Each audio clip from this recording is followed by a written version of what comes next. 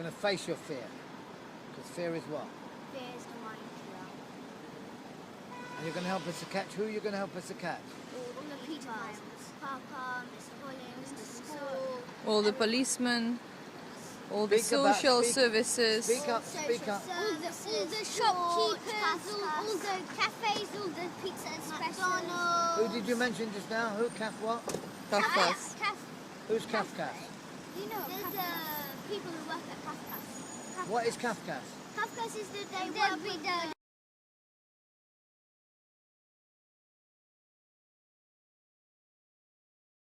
They're for children. They work with the social services. And what did they do to you? They do sex. They touch each other. They touch me and Gabriel. They have plastic quillings. And they stick it in our bottom. Who does? Who sticks it in your bottom? Social services. Everybody does. All of them. Who? Everybody. Does your mother do it? No. Do I do it? No. Who does it then? Papa, Mrs. Hollins, the school. Who? Parents. My dad's Tell me more family. people. Tell me some more people, please. I'm interested. Parents, police. What about the teachers at school? Who's the main one? Papa, Mr. Hollins, Mrs. Forsyth. Who's Mrs. Forsdyke? She's the head teacher of our school.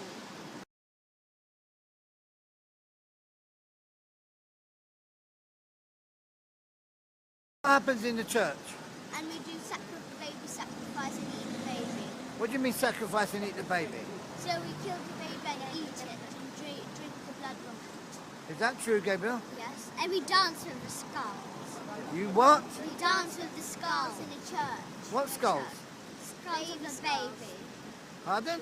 Baby skulls. The skulls of the baby. You dance with the baby skulls? Yes. And who kills the babies? Papa, me, Elisa. And so Who kills the babies? Papa.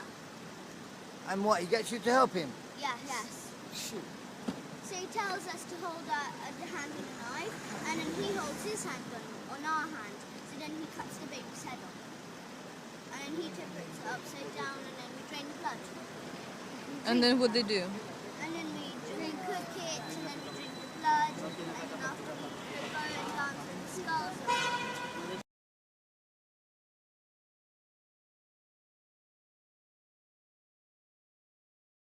I had a case the other day where a mother was about to deliver her child in a hospital, and 5 policemen and 2 social workers came into the delivery room to seize that child. 5 policemen with a mother who is helpless lying there giving birth to her baby. I mean, you can't believe such things are happening.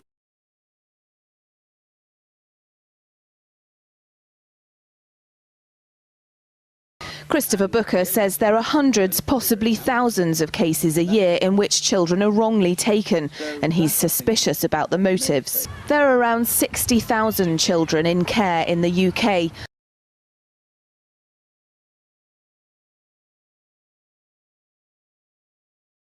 A woman jailed for waving to her children across the street. A mother in court over sending her 8-year-old son a birthday card. They may sound like surreal soundbites from a totalitarian state, but actually they're headlines from the UK.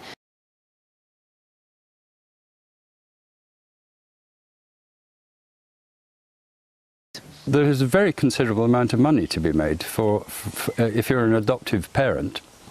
You take in one of these children, or you're a foster carer, you can get £400 a week for each child, which is, if you have 2 or 3 adopted children, it's a hell of a lot of money.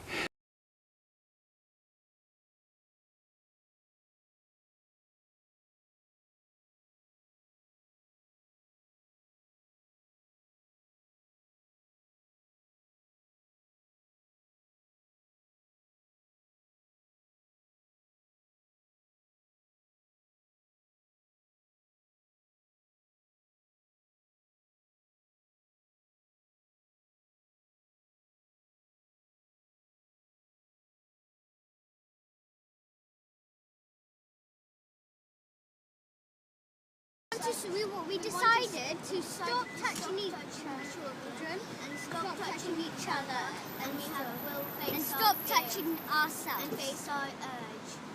And what else are you going to stop doing? And stop touching ourselves. And we're going to stop touching ourselves. And what else are you going to stop? And stop killing babies. And stop stop killing babies and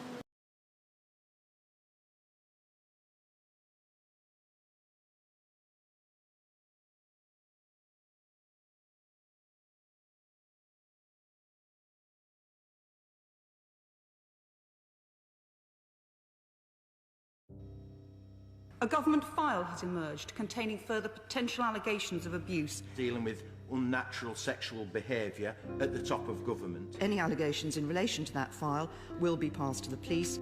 The demands for transparency have again reached the House of Commons. The file, found in the National Archives and highlighted by Sky News yesterday, is entitled Allegations Against Former Public, and then a word missing, of Unnatural Sexual Proclivities, Security Aspects. It's dated 1980 to 1981 and is still held by the Cabinet Office on grounds of national security. It went through Margaret Thatcher's office and was prepared for the then Prime Minister by the security services. The revelations by Sky News yesterday about the document were significant and illuminating. And there's a clear public interest in knowing whether a former Prime Minister received a briefing on sexual crimes committed by a senior intelligence officer or officers. Regardless of whether the inquiry get to see the document, can the Home Secretary not commit to publish the document now in the public interest? The file has been passed to the police so that they are able to look at any issues within that file which they should be properly investigating. And I can assure the House that the file will be made available.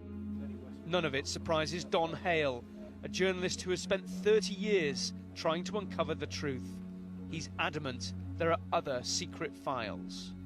Well, I think there's a lot of files out there. I mean, I've been told quite clearly by, ex-coppers, ex-spooks or whatever, that there is a paper trail, there are files still available.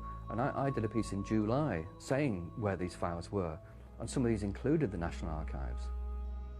The Home Secretary has promised to announce the next head of the child abuse inquiry by the end of the month. Regaining the trust of survivors will take far longer. The file has finally been opened. Its focus, the diplomat, the late Sir Peter Hayman. He travelled the world representing Britain, but back in London, his sexual habits were discussed at the very highest levels. The file shows he was sending obscene material through the post. He kept detailed records of his sexual activities and fantasies. In the report it says the material in the record relating to children appeared all to be fantasy, but allegations of him being an abuser have been published in Private Eye magazine, accusing him of paedophilia. The file concludes the allegations were generally accurate. 2 significant incidents are highlighted but not detailed, one in Baghdad in 1959 to 60, and one while High Commissioner to Canada in Ottawa. We're looking at Prem 19, but if we do an advanced search.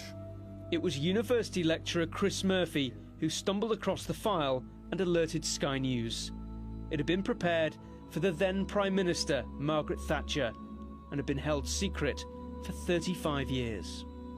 Following an outcry, it was raised in the House of Commons, and it's now been released to the National Archives.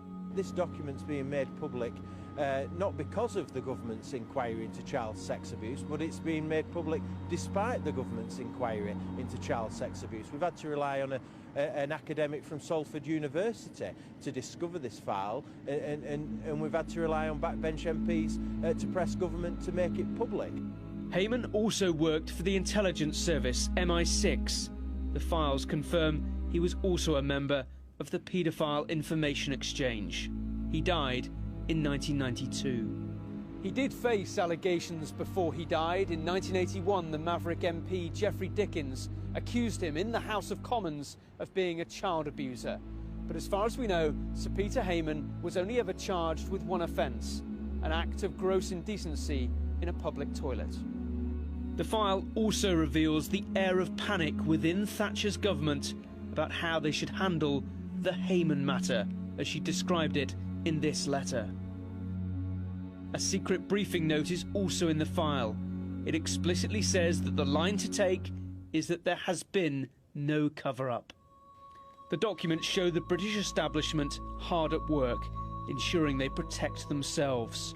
It's telling that there is no consideration of any potential victims. But the Westminster of the 1980s was a place where secrets could be buried. Unravelling it all is a slow process, and the Hayman file is just one part of it. I feel that this inquiry is so important, and that at the forefront of it are so many victims. My message to the survivors is that I have committed to undertake this inquiry.